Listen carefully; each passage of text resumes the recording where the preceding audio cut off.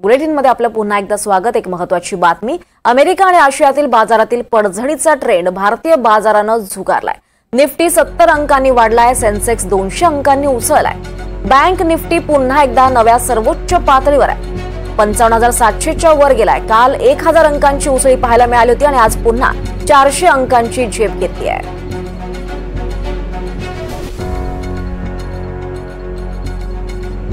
मागच्या आठवड्यातील पडझडीनंतर share market वधारल्याचं चिन्ह आहे। निफ्टी 70 अंकांनी तर सेन्सेक्स 200 अंकांची वाढ झाली आहे। यावर अधिक माहिती घेऊयात, आपल्यासोबत आपले प्रतिनिधी निनाद झारे आहेत। निनाद, गेल्या आठवड्यातील आता पडझडीचा ट्रेंड आता भारतीय बाजारानं झुगारल्याचं दिसतंय। दीपाली, आपण जर पाहिलं तर गेल्या 6 सत्रांपासून सातत्याने भारतीय बाजारामध्ये खरेदीचा ट्रेंड आहे। परदेशी संस्थात्मक गुंतवणूकदार जे नोव्हेंबर महिन्यापासून किंवा ऑक्टोबर महिन्यापासून सतत भारतात विक्री करत होते, ते सगळेजण आता भारतामध्ये गुंतवणूक करण्यासाठी उत्सुक आहेत आणि त्यांनी गुंतवणूक करायला मोठ्या प्रमाणात सुरुवात केलेली आहे। आणि त्यांचं सगळ्यात महत्त्वाचं टार्गेट जे आहे ते बँकांमध्ये गुंतवणूक करण्याचं आहे। त्यामुळे आपण जर पाहिलं तर काल आणि आज मिळून जवळपास बँक निफ्टी म्हणजे बँकांच्या शेअर्सचा जो निर्देशांक आहे तो साधारण 2000 अंकांनी उसळलेला आहे आणि आता सर्वोच्च पातळीवर पोहोचलाय। दुसरं महत्त्वाचं कारण बँकांमध्ये आलेल्या तेजीचं असं आहे की आरबीआयने काल काही बँकांमध्ये असणारं जे खेळतं भांडवल आहे ते जास्ती सुलभतेने बँकांना वापरता यावं यासाठी नियमांमध्ये काही महत्त्वाचे बदल केलेत। त्यामुळे बँकांच्या हातामध्ये असणारी जी रक्कम आहे ती जवळपास 55,000 कोटी रुपयांनी त्याच्यात वाढ होणार आहे आणि बँकांना कर्ज वाटप करणं सुलभ होणार आहे। कर्ज वाटप करणं सुलभ झालं की बँकांच्या नफ्यामध्ये वाढ होते। नुकतेच आरबीआयने जे पतधोरण जाहीर केलं त्याच्यामध्ये साधारणतः 0.5% कपात केली व्याजदरामध्ये। त्याच्या आधीच्या एका पतधोरणामध्ये फेब्रुवारीत झालेल्या पतधोरणात सुद्धा 0.5% कपात करण्यात आली होती।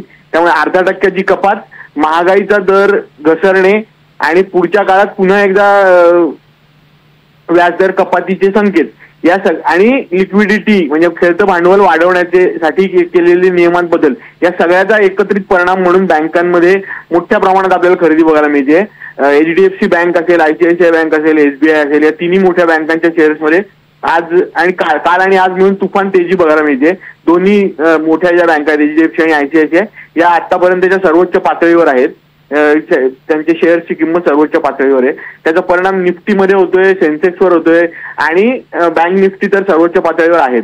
यामुळे भारतीय बाजारामध्ये जी मजबूती किंवा जे ट्रेंड आहे तो खरेदीचा आपल्याला बघायला मिळतोय।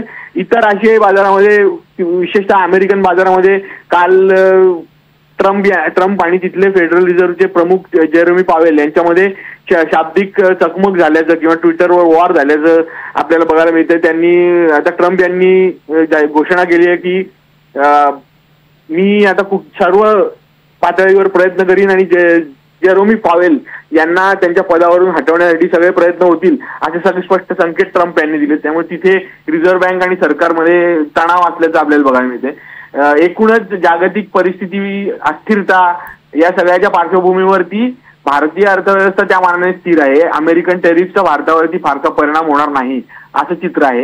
या सगळ्याच्या पार्श्वभूमीवर भारतीय बाजारामध्ये चांगली तेजी आपल्याला बघायला मिळते। आशियाई आणि अमेरिकन बाजारामध्ये जरी विक्री असली तरी भारतात मात्र चांगली खरेदी आपल्याला बघायला मिळते। निश्चितच धन्यवाद निनाद, आपण दिलेल्या या सगळ्या सविस्तर माहितीसाठी।